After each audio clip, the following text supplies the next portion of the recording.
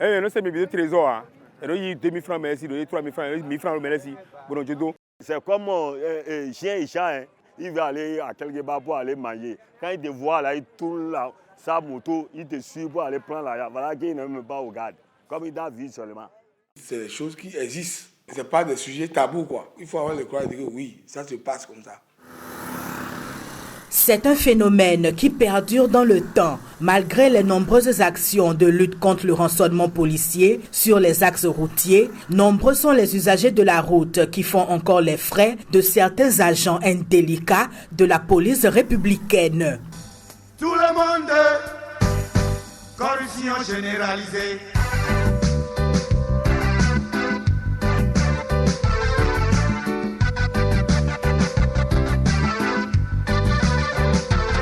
Les policiers, ils nous ont ménagés jusqu'à certains nouveaux. Nous-mêmes, on nous demande, nous-mêmes, est-ce qu'on ne suit pas les Béninois ou bien c'est quoi? Le peu que nous, on va trouver pour avoir un peu, pour donner à l'État, nous tous, on se donne un peu, et les policiers vont dire que jamais que ça ne va pas. Et on va t'attraper ici. On va te prendre 10 000, 5 000.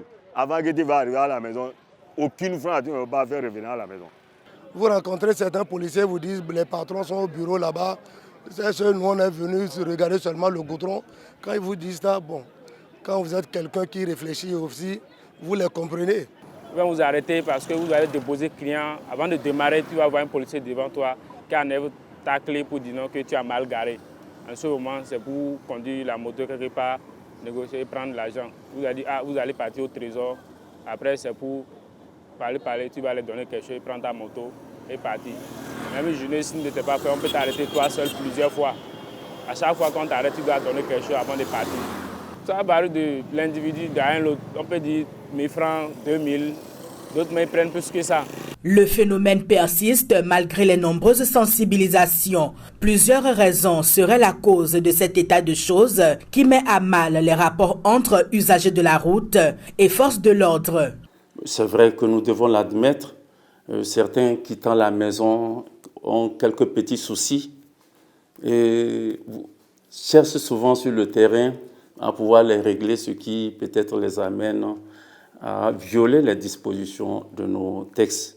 Lorsque cette pratique de corruption et de tracasserie qui va avec sur la voie publique s'intensifie, cela contribue à augmenter, j'allais dire, le dédain que les usagers ont des agents de la police républicaine. Ce qui est extrêmement grave puisque d'agents chargés de notre protection, ils passent donc pour des prédateurs.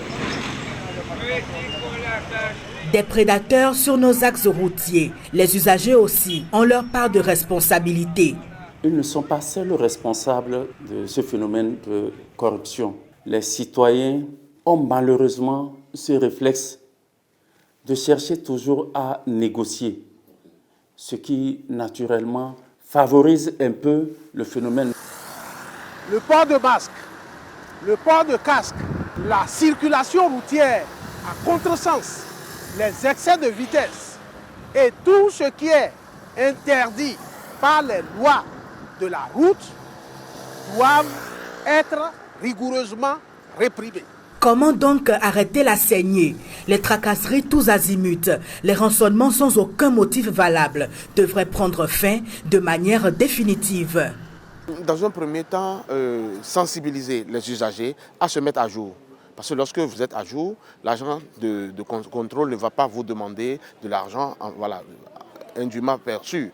Et ensuite, poursuivre ce qui se fait déjà, à savoir donc le contrôle et la sanction des agents fautifs. Vous voyez, depuis le gouvernement du président Patrice Talon, il y a un contrôle et une répression qui est plus assidue qui est fait, de sorte que les agents sont un peu plus, en tout cas, attentionnés, un peu plus méticuleux désormais et ne se permettent pas de faire un certain nombre de pratiques, je veux dire, hors normes. Chacun sait qu'avant de sortir avec sa moto, on doit avoir son casque sur la tête. Si l'agent vous arrête, vous interpelle et vous le notifie, je crois que ce qui doit suivre, c'est de vous acquitter de vos amendes au niveau du trésor public. Et je crois que ça doit pouvoir vous servir de leçon. Sensibiliser les usagers de la route, mais également faire subir les rigueurs de la loi à ces policiers indélicats qui sont censés faire appliquer cette même loi sur le terrain. les autres qui, parmi les policiers, s'adonnent à ce que vous avez semblé dire, rançonnement et autres, devront être découragés. Un agent de police, c'est d'abord quelqu'un qui a été formé. Il a reçu des prérequis. Et il sait qu'il travaille avec la justice par rapport aux missions de police judiciaire. Et donc, si c'est lui qui est chargé de réprimer ou d'assurer les poursuites, si c'est lui qui doit encore être la gangrène, il faut le sortir.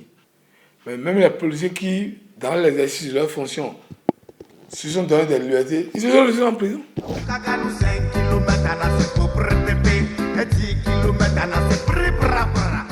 Du courage et de la persévérance, aussi bien les usagers de la route que les forces de l'ordre doivent changer de comportement pour ne pas tomber sous le coup de la loi. En matière de prévention, de détection et de répression de la corruption, le Bénin connaît des avancées. La loi portant lutte contre la corruption et autres infractions connexes, le nouveau code pénal, la création de la Cour de répression des infractions économiques et du terrorisme CRIET sont autant de mécanismes de lutte contre le phénomène.